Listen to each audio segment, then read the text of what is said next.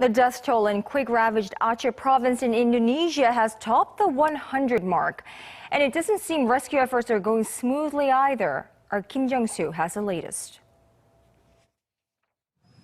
The magnitude 6.5 earthquake that hit Indonesia's Aceh province early Wednesday has claimed the lives of at least 102 people so far. According to Indonesia's National Disaster Mitigation Agency, the latest quake caused more than 200 buildings to collapse, which includes homes, shops, and mosques. At least 136 people have suffered severe injuries, with 600 more sustaining minor injuries.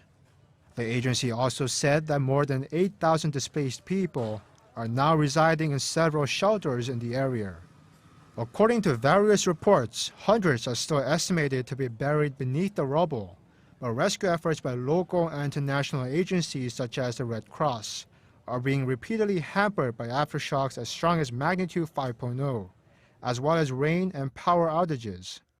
Despite the magnitude of the damage, the quake didn't trigger any tsunami warnings or advisories.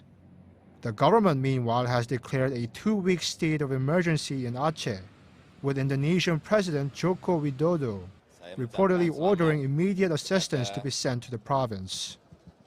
Indonesia is no stranger to earthquakes, as it is situated along the infamous Ring of Fire.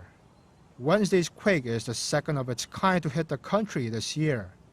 In March, a magnitude 7.8 quake struck off the southwestern coast of Sumatra, but no casualties were reported. Aceh province also happens to be the same region that was hit by a powerful tsunami in 2004, which killed more than 160,000 people and left millions homeless. Jungsoo, Arirang News.